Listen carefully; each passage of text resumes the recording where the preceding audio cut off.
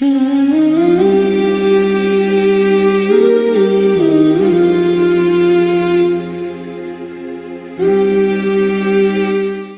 و ناظرین کی خدمت میں سلام محبت و سلام عقیدت پیش کرتا ہوں۔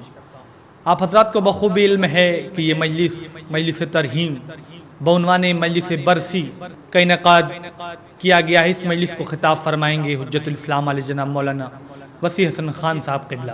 مجلس کا آغاز تلاوت کلام پاک سے ہوگا، جس کے فرائض کو انجام دیں گے محترم مولوی کوثر صاحب۔ مجلس کی پیشخوانی کے فرائض کو انجام دیں گے محترم زہیر سلطان پوری صاحب۔ مجلس برائے سال ثواب مرحوم جناب انظار حسین صاحب اور مرحومہ کنیز کبریٰ صاحبہ اور مرحوم انور حسین ابن انظار حسین صاحب کی بلندی درجات کے لیے منعقد کی گئی ہے۔ میں حرف التماس لے کے بڑھ رہا ہوں مولوی کوثر صاحب کی خدمت میں کہ تشریف لائیں اور تلاوت کلام پاک کے ذریعے مجلس کا آغاز کریں۔ آپ حضرات باواز بلند نعرہ صلوات سے استقبال کریں۔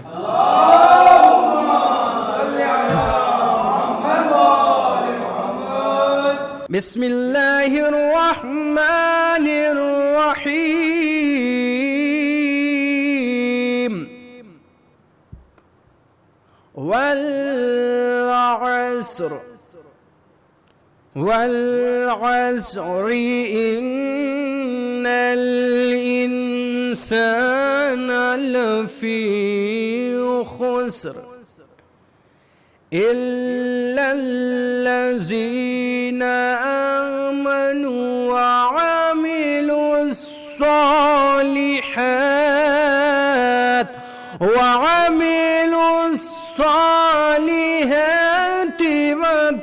وتواصوا بالحق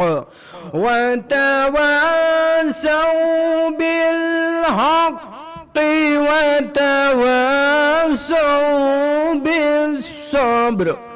بسم اللہ الرحمن الرحیم والتین والزیتون وطور سینین وهذا البلد الأمين لقد خلقنا الإنسان في أحسن تقويم ثم رددناه أسفل سافلين إلا الذين آمنوا وعملوا الصالحات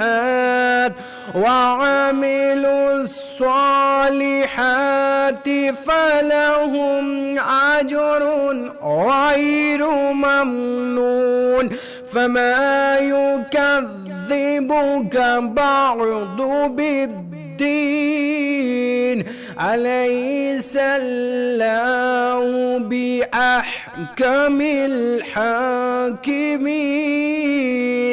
صدق الله العلي العظيم۔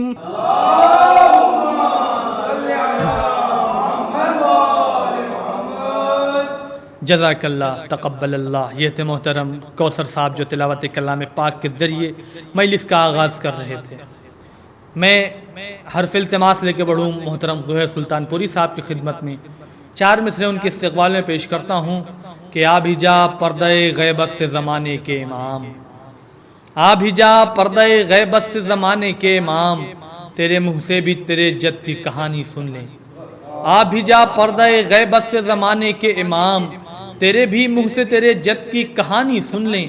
ہم عزاداروں کی بس آخری خواہش ہے یہی، نوحہ شبیر کا ایک تیری زبانی سن لیں، نوحہ شبیر کا ایک تیری زبانی سن لیں۔ ان 4 مصروں کے سائے میں حرف التماس لے کے بڑھ رہا ہوں محترم زہیر سلطان پوری صاحب کی خدمت میں کہ تشریف لائیں اور مدح مولا میں منظوم نذران عقیدت پیش کریں۔ آپ حضرات باواز بلند نعرہ صلوات سے استقبال کریں۔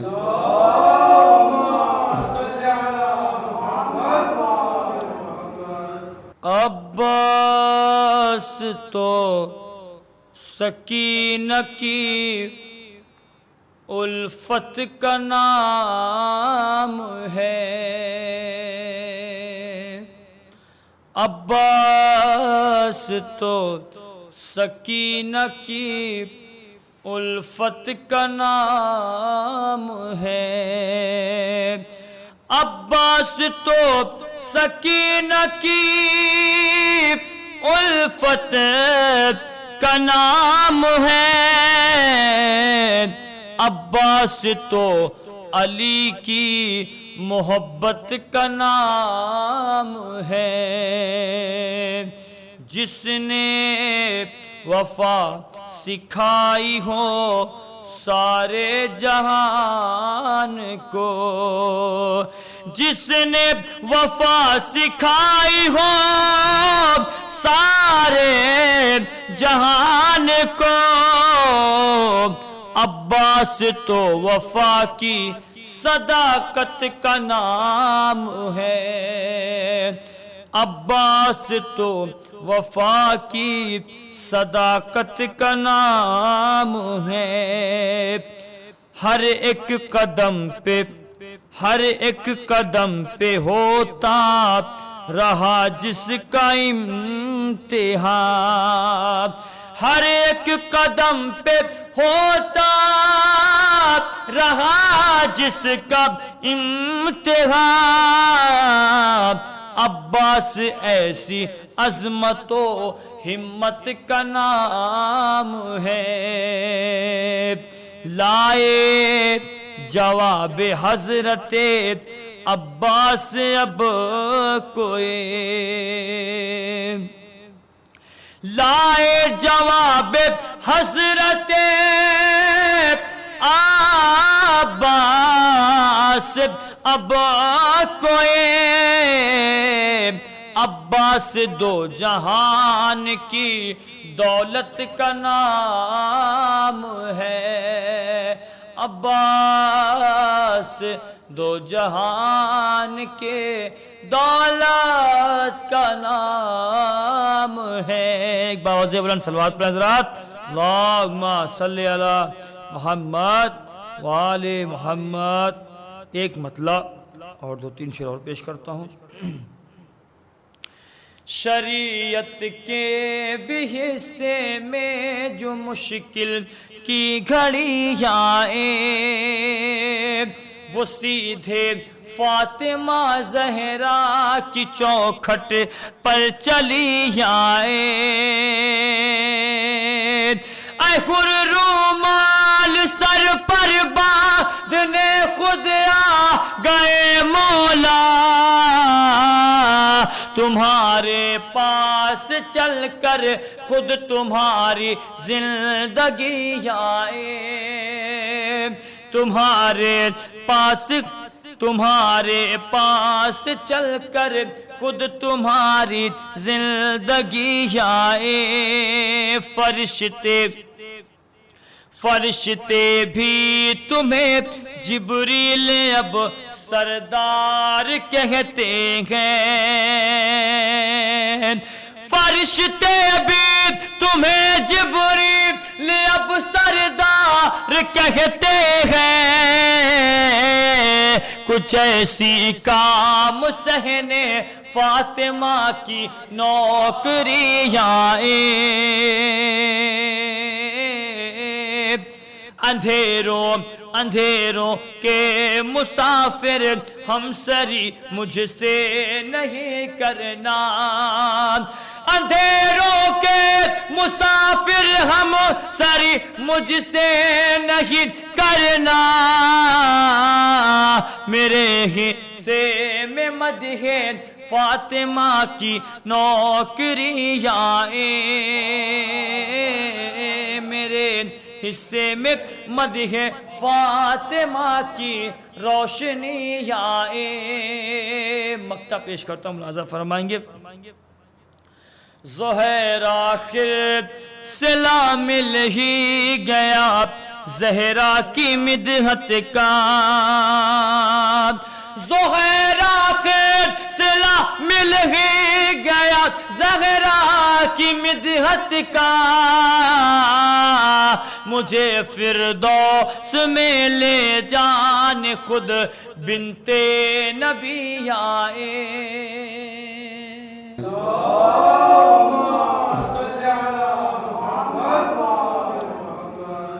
یہ تھے محترم زہیر سلطان پوری صاحب جو مدح مولا میں منظوم نذران عقیدت پیش کر رہے تھے. قبل اس کے کہ میں استاد محترم کی خدمت میں حرف التماس لے کے بڑھوں، آپ حضرات کی خدمت میں مؤدبانہ و مخلصانہ گزارش ہے، 1 مرتبہ سورہ الحمد اور 3 مرتبہ سورہ اخلاص کی تلاوت فرما کر مرحوم جناب انظار حسین صاحب، مرحومہ کنیز کبریٰ صاحبہ اور مرحوم انور حسین ابن انظار حسین صاحب کی روح کو بخش دیں.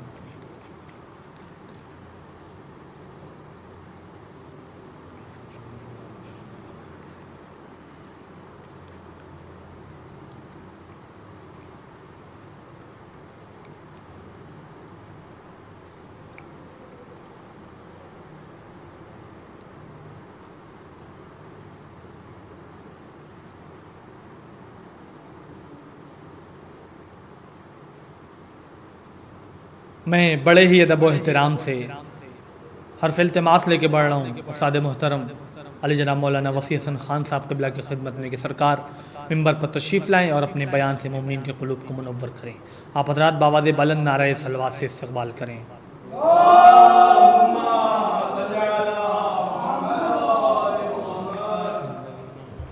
لا حول ولا قوة إلا بالله العلي العظيم. أعوذ بالله من الشيطان الرجيم.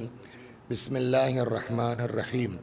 الحمد لله رب العالمين بارئ الخلائق أجمعين باعث الأنبياء والمرسلين والصلاة والسلام والتحية والإكرام على البشير النذير السراج المنير سيدنا ونبينا وشفيعنا إن شاء الله أبي القاسم محمد. اللهم صل عليه وعلى أهل بيته مظاهر جلالك وجمالك واللعن على أعدائهم الشاكين فيهم المنحرفين عنهم أجمعين. أما بعد فقد قال الله تبارك وتعالى وقوله الحق. أعوذ بالله من الشيطان الرجيم. بسم الله الرحمن الرحيم. وإذ تأذن ربكم لئن شكرتم لأزيدنكم. صلوات در محمد و آل محمد.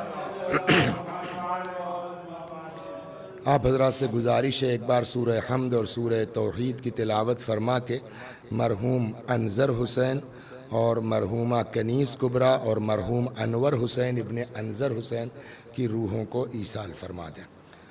بسم اللہ الرحمن الرحیم. الحمد للہ رب العالمین الرحمن الرحیم مالک یوم الدین ایاک نعبد و ایاک نستعین اهدنا الصراط المستقيم صراط الذين أنعمت عليهم غير المغضوب عليهم ولا الضالين. بسم الله الرحمن الرحيم. قل هو الله أحد الله الصمد لم يلد ولم يولد ولم يكن له كفوا أحد. بسم الله الرحمن الرحيم. قل هو الله أحد الله الصمد لم يلد ولم يولد ولم يكن له كفوا أحد. بسم الله الرحمن الرحيم. قل هو الله أحد الله الصمد لم يلد ولم يولد ولم يكن له كفوا أحد. كذلك الله ربنا. اللهم صل على محمد وآل محمد. اللهم صل على محمد وآل محمد. اللهم صل على محمد وآل محمد. صلوات در محمد وآل محمد. ہر زبان میں تاکید کا اپنا ایک قانون ہوتا ہے، اپنا ایک اصول ہوتا ہے. کبھی تاکید لہجے کی بنیاد پر بھی کلام میں پیدا کی جا سکتی ہے اور کچھ قوانین بھی ہیں. وہی حال عربی میں ہے کہ عربی میں بھی کلام میں تاکید پیدا کرنے کا اپنا ایک اصول ہے، اپنا ایک قانون ہے. مثلا کسی بھی فعل کے شروع میں لام کا اضافہ کر دیجئے تو کلام میں تاکید پیدا ہو جائے گی. 1 2 فعل کے آخر میں نون بڑھا دیجئے کلام میں تاکید پیدا ہو جائے گی. اچھا وسیم بھائی، یہ نون بھی دو طرح کا ہوتا ہے جو ہم لوگوں کو پڑھا جاتا ہے مدرسے میں، یا آپ لوگوں نے بھی قرآن پڑھنے میں سنا ہوگا. ایک ہے نون ثقیلہ جس پر تشدید ہوتی ہے، اس کو نون ثقیلہ کہتے ہیں، اور تشدید والا. اور ایک ہے ساکن نون، نون خفیفہ ہمارے یہاں مدرسے کی زبان میں کہتے ہیں. تشدید والا جو نون ہے اگر وہ آتا ہے لاسٹ میں تو کلام میں بھی تاکید میں تشدید ہوگی، شدت ہوگی. اور اگر نون ساکن والا خفیفہ ہے تو تاکید ہوگی مگر اس کے مقابلے میں ہلکی ہوگی. تو ایک طریقہ یہ ہو گیا. دوسرا طریقہ یہ ہے کہ جو باب ہے کلمے کا، جو روٹ ہے، اس کو چینج کر دیتے ہیں. جیسے لفظ اذان ہے، اذان کے معنی پکارنا. اب اگر آپ نے کہا اذن تو اس کا مطلب اس نے پکارا، اسی سے بنا ہے اذن یؤذن مؤذن. مؤذن کے معنی جو ہے وہ پکارنے کے ہیں، اور یہ لفظ قرآن میں بھی استعمال ہوا ہے. ثم اذن مؤذن ایتها العیر انکم لسارقون، جناب یوسف کے بھائیوں والی داستان میں. لیکن اگر اسی کو بجائے اذنا کے تعزنا کر دیا جائے تو اب یہ اذنا کے معنی پکارنا، لیکن تعزنا کے معنی تاکید کے ساتھ پکارنا. تو کبھی باب کی تبدیلی سے کلام میں تاکید پیدا ہوتی ہے، کبھی لام کے اضافے سے شروع میں کلام میں تاکید پیدا ہوتی ہے، کبھی نون کے اضافے میں کلام میں تاکید پیدا کی جاتی ہے. اگر قرآن مجید میں یہ جتنی ہم نے جو ہے وہ تاکید کی صورتیں بتائیں، اگر اللہ کسی آیت میں تاکید کی ساری صورتیں اکٹھا کر دے تو اس کا مطلب کیا ہوا کہ قاری کو اگر سمجھدار ہے تو اس کو احساس ہوگا کہ نہیں ہوگا. اس کا مطلب یہ ہے کہ یہ موسٹ امپارٹنٹ میسج ہے کہ جس میں اللہ نے ساری تاکید کی صورتیں اکٹھا کی ہیں. میں نے جس آیت کی تلاوت کی ہے آپ حضرات کے سامنے، ارشاد ہوتا وَإِذْ تَعَزَّنَ، دیکھیے وہاں تاکید ہو گئی، رَبُّكُمْ لَإِن شَكَرْتُمْ لَأَزِيدَنَّكُمْ. لام بھی تاکید کا، نون بھی تاکید کا. اب اس کے علاوہ کوئی ترجمہ بن ہی نہیں سکتا کہ یاد کرو اس موقع کو کہ جب تمہارے پالنے والے نے تأذن، بڑی تاکید کے ساتھ یہ حکم دیا، کیا؟ لئن شکرتم، اگر تم نعمتوں کا شکریہ ادا کرو گے. اب اگلا فقرہ کیا ہے؟ لَأَزِيدَنَّكُمْ، یقیناً، حتماً حتماً، ضرور بالضرور ہم تمہاری نعمتوں میں اضافہ کرتے جائیں گے. صلوات بر محمد و آل. تو یہاں تک آ گئے آپ، میں دھیرے دھیرے لا رہا ہوں آپ کو جہاں لے جانا. تو اب آپ دیکھیے کہ کلام میں اتنی تاکید ہے کیا کہ اگر تم ہمارا شکریہ ادا کرو گے تو یہ لگا ہم تمہارے نعمتوں میں اضافہ کر دیں گے. یقیناً، ضرور بالضرور، حتماً ہم تمہاری نعمتوں میں. اب یہاں سے گویا ایک جو ہے وہ نظریہ قرآن مجید نے یہ دیا. کون آدمی نہیں چاہتا دنیا میں کہ ہماری نعمتوں میں اضافہ ہو؟ سب کی خواہش ہے نا. قرآن نے قانون بتا دیا، نعمت میں اضافہ چاہتے ہو تو ہماری نعمتوں کا شکریہ ادا کرو. یہاں تک تو ٹھیک ہے. دیکھیے ایک لفظ، ایک حدیث پیغمبر کی ہر موقع پر یاد آئے گی آپ کو، انی تارکن فیکم الثقلین. وہ اس دن یاد ہوگا آپ کو جب قرآن پر گفتگو ہو رہی تھی، تب بھی میں نے اس حدیث کو اسی لیے کوٹ کیا تھا کہ اہل بیت بتائیں گے کہ واقعی قرآن کی میننگ کیا ہے. قرآن بتائے گا کہ حقیقی اہل بیت کی فضیلت کیا ہے. پیغمبر نے کیا فرمایا؟ انی تارکن فیکم الثقلین، میں تمہارے درمیان دو وزنی چیزیں چھوڑ کے جا رہا ہوں. ایک اللہ کی کتاب، دوسرے میری اطرت جو میرے اہل بیت میں ہے. کیوں کہا یہ؟ کہ اگر اہل بیت نہ ہو تو جیسے یہی آیت ہم نے پڑھی نا، اس کو سالو کرنے والا کوئی نہیں ہے. صلوات درما. ابھی میں سمجھا رہا ہوں آپ کو مثلا. تو اب قرآن نے کیا کہا؟ اگر نعمتوں میں اضافہ چاہتے ہو، فیضی بھائی کیا کرنا چاہیے؟ کیا کرنا پڑے گا ہم کو؟ کہ اللہ کا شکر ادا کرو. ٹھیک, سوال یہاں ہے, اب جو گفتگو ہوگی پھر واپس آتے ہیں کہ اہل بیت نے کیسے سلجھایا ہے اس آیت کو. سوال اس بات کا ہے کہ کیا انسان واقعاً اللہ کا شکر ادا کر سکتا ہے؟ سوال پہلا یہ ہے. اگر ادا کر سکتا تو کوئی بات نہیں, ٹھیک ہے, ادا کیجیے, آپ نعمتوں میں اضافہ ہوگا.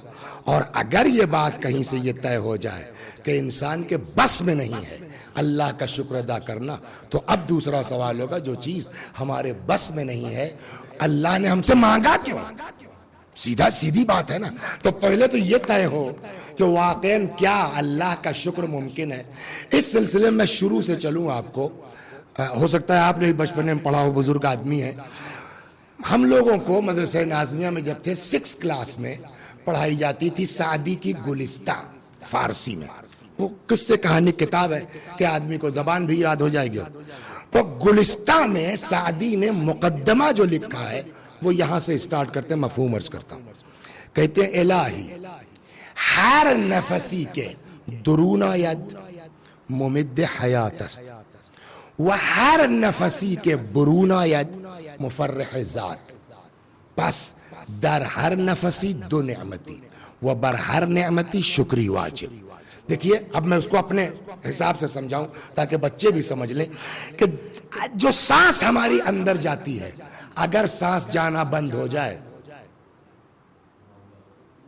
سیدھی بات ہے, موت ہے. اچھا سانس اندر چلی گئی, حبس ہو جائے, واپس نہ آئے تو تب بھی موت ہے.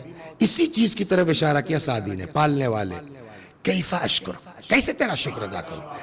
اس لیے کہ ہر وہ سانس جو اندر آتی ہے وہ زندگی میں اضافے کا سبب ہے. ہر وہ سانس جو باہر جاتی ہے وہ بھی مفرح ذات, زندگی میں اضافے کا سبب ہے. اب سعدی کہتے ہیں اس کا مطلب کیا ہوا کہ پس در ہر نفسی 2 نعمتی, ہر سانس میں 2 نعمت ہے. سانس اندر گئی نعمت ادامہ حیات, سانس باہر آئی نعمت اضافہ حیات. تو پالنے والے ہر سانس میں 2 نعمت, اور ہر نعمت پر ایک شکریہ واجب. تو اس کا کیا مطلب ہوا؟ اگر واقعاً شکر ادا کرنا ہے تو جو سانس اندر جائے کہو شکرن للہ, باہر آئے کہو شکرن للہ. اب میں آپ کو ذرا سا عمل کر کے شکرن للہ شکرن للہ شکرن للہ, اگر یہ ہے تو اس کے اندر سارا کام چھوڑ کے اور کوئی کام دنیا میں نہیں ہے, بھائی یہی کر لیجئے. اس کا جواب بعض بزرگ کہتے ہیں کہ بھائی زبان سے مت کہیے, تصور میں, ذہن میں آپ اللہ کے شکر گزار ہوتے رہیے. خیر وہ بھی کام آسان نہیں ہے. ایک بزرگوار نے سمجھایا کہ دیکھو کچھ اذکار ایسے ہیں کہ جو تم پبلک میں بیٹھے بیٹھے کر سکتے ہو اور ہونٹ بھی نہیں ہلے گا, لہذا پبلک پر یہ پتہ بھی نہیں چلے گا کہ تم جو ہے وہ ذکر الہی کر رہے ہو. ایک لفظ ایسا ہے, ایک کلمہ ایسا ہے کہ جس میں ہونٹ کا کوئی رول نہیں ہے اور آپ آرام سے ہونٹ بند کر کے وہ ذکر کر سکتے ہیں. کیا؟ لا الہ الا اللہ, لا الہ الا اللہ. آپ پڑھتے رہیے, کسی کو پتہ بھی نہیں ہوگا کہ آپ جو ہے ذکر الہی میں مصروف ہیں. تو ہم لا الہ الا اللہ لا الہ الا اللہ نہ صحیح صاحب ذہنن کرتے رہے.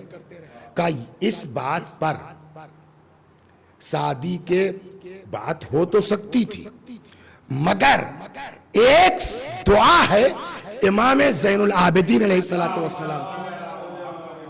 جب اس کو پڑھتے ہیں تو پھر معاملہ تو پھنس جاتا ہے. اور وہ کیا؟ امام زین العابدین علیہ السلام کی کسی دعا میں یہ فقرہ, الہی کیف اشکرک, پالنے والے کیسے میں تیرا شکر ادا کروں. اب اگلا فقرہ کیا ہے؟ پالنے والے کیسے میں تیرا شکر ادا کروں. اس لیے کہ جب میں تیرا شکریہ ادا کرتا ہوں تو مجھ کو یہ احساس ہوتا ہے کہ یہ جو شکریہ ادا کر رہا ہوں یہ بھی تو نے توفیق دی ہے. بھائی آپ اس وقت مجلس میں بیٹھے ہیں, معلوم ہوا گھر سے چلے یہاں مجلس میں آنے کے لیے اور اتفاق سے جو ہے وہ پھسل گئے, اتفاق سے صاحب جو ہے وہ پیر جو ہے وہ پاجامے میں الجھ گیا, گر گئے. ٹھیک ہے ہاتھ پیر نہیں ٹوٹا, لیکن وہاں سے اٹھا پٹا گھر لے گئے, بات ختم ہو گئی, مجلس چھوٹ گئی ہماری. تو یہ جو ہم یہاں تک آ گئے یہ اللہ کی عطا ہے کہ نہیں ہے؟ خدا کی عطا. یہی امام فرما رہے ہیں پالنے والے کیسے میں تیرا شکریہ ادا کروں. گھر سے چلے تھے صاحب 5 کلومیٹر دور مجلس جانے کے لیے, اور اتفاق سے صاحب گاڑی پنچر ہو گئی, اور اس علاقے میں کہیں پنچر کی دکان نہیں. مجلس تو چھوڑیے, آدھا کلومیٹر تک پیدل گھسیٹ کے الگ جانا پڑا. تو یہ اگر ہم کسی جماعت میں جا رہے ہیں, مجلس میں جا رہے ہیں, کہ اس میں بات آئے گی انشاءاللہ, غریب کی مدد کر رہے ہیں, تو یہ اتراؤ مت, شکر خدا کہ اس نے توفیق دی ہے. اسی چیز کی طرف امام نے اس دعا میں فوکس کیا, پالنے والے کیسے تیرا شکر ادا کروں. اس لیے کہ جب تیرا شکر ادا کرتا ہوں تو احساس ہوتا ہے کہ یہ شکر جو میں نے ادا کیا یہ بھی تیری توفیق ہے, اور اگر تو نے توفیق نہ دی ہوتی تو ہم تیرے شکر کے لائق نہیں تھے. تو اب کیا ہوا, شادی والی تو بات پیچھے گئی. بات کہاں سے چلی تھی؟ سانس اندر گئی, نعمت, زندگی میں اضافہ. سانس باہر آئی, نعمت. تو باہر کی تو بات ہی چھوڑیے, سانس اندر گئی, آپ نے کہا شکرن للہ. امام کے اس فقرے کے مطابق احساس ہونا چاہیے نا کہ یہ جو ہم نے شکر ادا کیا ہے یہ تیری نعمت ہے, تو نے توفیق دی. تو یہ جو ہم نے شکر ادا کیا یہ بھی اللہ کی نعمت ہے. تو اب پہلے اس شکر کا شکر ادا کیجئے, پھر جو شکر ادا کیا تو اس شکر کا شکر. یعنی ایک سانس جو اندر گئی ہے اس کا تو شکریہ ہم ادا نہیں کر سکتے, تو اتنی ساری نعمتوں کا صلوات بر محمد و آل محمد. تو جو آدمی ایک سانس کا شکریہ ادا نہ کر سکے وہ انگنت نعمتوں کا, جس کے لیے خود قرآن کہتا ہے, قرآن کہتا ہے وَإِن تَعُدُّوا نِعْمَةَ اللَّهِ لَا تُحْصُوهَا. اگر اللہ کی نعمتوں کو شمار کرنا چاہو, اللہ کی نعمتوں کو گننا چاہو, لا تحصوها, تو اللہ کی نعمتوں کا شمار ممکن نہیں. تو جو آدمی ایک کہیں پڑھ رہا تھا میں, اس میں ہے, وہ ہمارے یہاں پڑھائی جاتی ہے کتاب باب ہادی عشر, اس کے حاشیے پہ کہیں ہے, وہ عقائد میں ہے, کہ وہ کہتے ہیں کہ صاحب ایک جسم انسانی میں 16,000 نعمتیں پائی جاتی ہیں.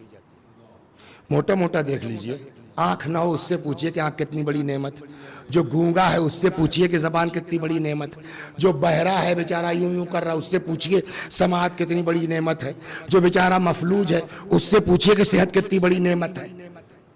تو اب اللہ کی نعمت کا ہم شمار نہیں کر سکتے, تو جو آدمی ایک سانس کا شکریہ ادا نہیں کر سکتا وہ انگنت نعمتوں کا شکریہ کیسے ادا کر سکتا ہے؟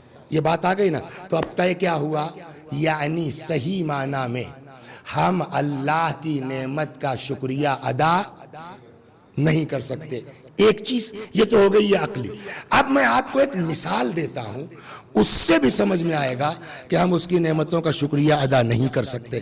صلوات بر محمد. وہ سنیے تو صاحب جو ہے وہ ہر پورے ہندوستان کے لوگ بمبئی میں مزدوری, کاروبار, تجارت میں لگے ہوئے ہیں. ہمارے علاقے کے بھی کچھ لوگ ہیں, تو وہ سب جو ہے وہ اچھی خاصی تعداد میں ہو گئے, تو انہوں نے ایک انجمن بنا لی. انجمن بنا لی تو اس میں اشرا بھی کرنے لگے. تو ایک مرتبہ ہمارے ہی وطن کے انجمن کے لڑکوں نے کہا کہ ہمیں مولوی صاحب تم ہر جگہ جاتے ہو یار, ایک بار اپنے علاقے کے انجمن کا اشرا پڑھ دو. ہم نے کہا آ جائیں گے. ان لوگوں نے بیچاروں نے صاحب وہ ٹکٹ بنوا دیا یہیں سے, فیض آباد سے, سلیپر کلاس کا, مئی جون کی گرمی, چلے گئے. تو وہاں جہاں امام باڑہ ہے اوپر 4تھی منزل پر ایک کمرہ بنا رکھا ہے ان لوگوں نے, مولوی کے لیے بھی, ذاکر کے لیے بھی. تو اب آپ سوچئے بمبئی کی گرمی اور ٹاپ فلور, کیسے کٹے گا آدمی کا. اب صاحب پہنچ گئے, اشرا شروع ہو گیا. اب پہلے دن صلوات بر محمد ممبر پر پڑھ رہے ہیں. اب دیکھ رہے کہ ایک آدمی سامنے مجھ کو گھور رہا ہے, اور میں بھی کہہ رہا یار یہ آدمی کچھ پہچانا سا لگ رہا ہے, مگر ہے کون میں پہچان نہیں پا رہا ہوں. خیر مجلس ختم ہو گئی, اوپر پہنچ گئے ٹاپ فلور پر, وہ بھی پہنچ گئے. ہمیں وسیع حسن پہچانا. ہم نے کہا معاف کیجئے گا جناب, اب میں بڑے ادب سے یار عجیب یار تم مولوی لوگ بھی ہو, پہچانا نہیں بے, اور تب رہے یار یہ کون آدمی جو اتنی بے تکلفی سے بات کر رہا ہے. تو کہنے لگا ارے میں فلاں ڈاکٹر فلاں ہوں. تب یاد ہے او ہو اب سمجھے کیا ہوا. ہوا یہ کہ یہ جو ڈاکٹر صاحب تھے مجلس میں, یہ میڈیکل کالج لکھنؤ میں پڑھتے تھے, MBBS کر رہے تھے, اور میں اسی زمانے میں مدرسہ نازمیہ میں پڑھتا تھا. بیچ میں ایک ہوٹل تھا پوری سبزی اور چائے وغیرہ کا, وہاں سے مدرسے سے ہم آتے تھے, اور یہ جو بھی بیچارہ ہاسٹل وہاں سے یہ آتا تھا. یہ ہمارے گاؤں کے بغل کے گاؤں کا رہنے والا, اور اتفاق سے 300 سال پرانا جھگڑا ہمارے گاؤں کا اس کے گاؤں کا. نہ ہمارے گاؤں والوں کو پسند کہ ان سے ملے, نہ ان کے گاؤں والوں کو پسند کہ ہمارے گاؤں والوں سے ملے. اب ہم لوگ دونوں جو ہے وہ ہم کو گھور رہا ہے, ہم اس کو گھور رہے ہیں. ایک دن تو اس طرح چلا. ایک دن وہی اپنی میز سے اٹھا, میری میز پر آ گیا, کہنے لگے یار گاؤں والوں کا جھگڑا چھوڑو, ہم لوگوں کو سب کو اپنی قبر میں اپنا حساب دینا ہے. اور وہ صاحب بول چال ہو گئی, اور وہ گہری دوستی ہو گئی. 2 4 5 سال میں اس نے MBBS کر لیا, ہم بھی اپنا مولوی کیا. ہم ایران چلے گئے, وہ لندن چلا گیا MS کرنے کے لیے. وہاں سے ہم ایران سے آئے, وسیقہ اسکول میں پرائمری ٹیچر ہو گئے. وہ صاحب لندن سے MS کر کے آئے, بمبئی کے بڑے ہاسپٹل میں سرجن ہو گئے. معلوم ہوا صاحب جو ہے وہ 2 لاکھ 3 لاکھ روپے روز کی آمدنی ہے, تو مکان بھی بڑھیا, یہ بھی بڑھیا. اب وہ 15 20 سال گزر گئے, تو اس نے چونکہ پوسٹر دیکھا تھا, اس نے تو پہچان لیا یہی مولانا ہے. ہم پہچان نہیں پائے. اب جب مجلس کے بعد بات ہوئی, کہلے کہاں ٹکاؤں, میں نے کہا یہیں ٹکاؤں. کہنے یار یہاں تو بڑی گرمی ہے, وسیع حسن جھیل جاؤ گے تم. میں نے کہا بھئی اب گاؤں والے ہیں, ان سے نقشے بازی بھی نہیں کر سکتے, جہاں بیچاروں نے ٹھہرا دیا. کہنے نہیں چھوڑو, میری فیملی گاؤں گئی ہے, میرا جو ہے وہ فلیٹ ہے, بہترین AC ویسی چل رہی ہے, ڈیلی مجلس آؤں گا, تم کو لے آؤں گا. انجمن والوں کو کیا چاہیے, 2 آنکھیں. بھئی مولانا چلے جائیں گے تو نہ ناشتے کی فکر ہے, نہ کھانے کی فکر ہے, وہ سب بیچارے اپنے کام میں لگا. ارے ٹھیک ہے کوئی بات نہیں. اب ڈاکٹر صاحب مجھ کو لے گئے, روزانہ بیچارے 10-20 کلومیٹر گاڑی ڈرائیو کر کے لاتے تھے, مجلس پڑھواتے تھے, پھر گھر لے جاتے تھے. ایک دن ایسے ہی باتوں میں بات کہ واپسی کب ہے. ہم نے کہا فلاں دن ہے, آخری مجلس کے بعد صبح کی ٹرین ہے. ہم نے کہا یار ٹرین نہیں ہو, بھی سلیپر کلاس سے ہے. ارے چھوڑو یار, جھیل جاؤ گے جو ہے 24 گھنٹہ 28 گھنٹہ, چھوڑو ان کو ٹکٹ کہہ دو واپس کر دیں. ہم نے کیوں, کہ میں بھیجوں گا نا تم کو. اور وہ صاحب شام کو لا کے انہوں نے فلائٹ کا ٹکٹ دے دیا, یہ لیجیے آپ 2 گھنٹے میں لکھنؤ پہنچ جائیے گا, اور وہاں سے اپنا ٹیکسی کر لینا, بس سے جیسی تمہاری اوقات چلے جانا. میں نے کہا ٹھیک ہے. اب صاحب عشرہ ختم ہوا, وہاں سے چلے تو ڈاکٹر ہی صاحب نے کہا کہ میں پہنچانے جا رہا ہوں. وہ ایئرپورٹ آئے, کہنے یہ بتاؤ وسیع حسن گاؤں کب جاؤ گے. تو میں نے کہا یوں 8 ربیع الاول انشاءاللہ 9 کو گھر پہنچ جاؤں گا. کہنے لگے یار وہ فلاں کوئی آدمی ہے پاپا کے جاننے والے, ان کے لڑکے کی فیس ہے, اور وہ بیچارے پیسے کا کچھ کہہ رہے تھے, پاپا کا فون آتی 50,000 روپے لے دیا, پاپا کو دے دینا. اچھا تب یہ آن لائن کے اتنا گوگل پے وغیرہ کا چکر نہیں تھا, میں نے رکھ لیا. انہوں نے اپنے گھر فون کر دیا کہ ہم نے وسیع صاحب کو 50,000 روپے دیے, مانگیے گا مت, شریف آدمی ہے وہ خود ہی دے دیں گے. بات ختم ہو گئی. وسیع صاحب کو کیوں ہوش آتا کہ دے دیتے. 1 مہینہ گزرا, 2 مہینہ گزرا, 8 مہینہ گزرا, 10 مہینہ گزرا. جیسے سارے جو ہے پردیسی محرم میں اپنے وطن آتے ہیں, ڈاکٹر صاحب بھی آ گئے. اب جو گھر پہنچے اپنے ابا کو سلام کر رہے, ابا سلام کو جواب ہی نہیں دے رہے, بڑے پریشان. اماں سے پوچھا, کہنے کیوں نہیں ناراض ہوں گے, سنا ہے 2-3 لاکھ روپیہ روز کماتے ہو. اور ابا نے کہا 50,000 فلاں غریب کی بات تھی. نہیں بھائی بھیجا تو تھا, کس سے بھیجا, ارے مولانا وسیع حسن صاحب سے, اب انہوں نے تو نہیں دیا. کہ ٹینشن مت لیجیے. گئے, ہاتھ پہ جوڑا, 50 کی جگہ 2 لاکھ پکڑائے, کہا پاپا غلطی ہو گئی, اب وہ مولانا سے بھیجا تھا, چلیے ہو گئی بات. اب اس نے سوچا یار کہ یہ تو 50,000 کی اوقات نہیں اس کے لیے کوئی جو 3 لاکھ روپیہ روز کماتا ہے, لیکن چور کو حد تک پہنچانا بھی ضروری ہے. کہے ٹھیک ہے آپ رکھیے. ہم ایک دن دیکھا صاحب ڈاکٹر صاحب چلے آ رہے ہیں وسیقہ اسکول میں. میں تو سمجھ گیا کہ یہ ملنے نہیں آئے ہیں ہم سے. اچھا وسیم بھائی آپ تو ہم سے بزرگ ہیں, آپ کو ہم سے زیادہ تجربہ ہوگا. کسی کو قرضہ دیجئے آپ, اور اگر وہ مانگنے آ جائے تو کیا کریں آپ کہ وہ نہ مانگے. یہ تجربہ اتنی خاطر کر دیجئے کہ وہ آدمی شرما کے خود ہی نہیں مانگے گا. اب ہم نے جیسے ہی دیکھا میں نے ملن بھائی کو جلدی سے بولا, میں نے کہا جاؤ یار ذرا اسٹار سے بریانی لے آؤ, یہ لے آؤ, وہ لے آؤ. 50 روپے کا کھانا وانا چائے وائے ناشتہ 400-500 روپے خرچ کر دیے ہم نے ان کو. مولانا رہے کل اچھا بھائی چلتے ہیں. ارے میں نے کہا رکو, کہ نہیں جانا ہے, یہ ہے وہ ہے, فلائٹ ہے یہیں سے لکھنؤ جائیں گے اور لکھنؤ سے نکل جائیں گے. اچھا خدا حافظ. میں نے کہا خدا حافظ. کہنے یار یہ تو اب بھی کچھ نہیں بول رہا ہے, یہ لگتا ہے پیسے مار دے گا. پھر بھی شرافت کہ ہو سکتا ہے چلتے وقت دے دیں. گاڑی میں بیٹھ گئے, چابی گھما دی, اسٹارٹ کر دیا, گیئر میں ڈال دی, تھوڑی سی بڑھ گئی. تب ڈاکٹر کو فیل ہوا کہ یار یہ لگتا ہے پیسے مار گیا میرے. گاڑی روک, کہنے وہ وسیع بھائی یار وہ پیسے دیے. ارے استغفر اللہ یار تو ہمارے دماغ میں نہیں تھا. اور کیا بتائیں وہ کئی بار گئے اور بھول بھال گئے, وہ پیسے سیم ویسے ہی رکھے ہیں تمہارے. آؤ. میں نے صاحب الماری کھولا, 45,000 نکال کے دے دیا.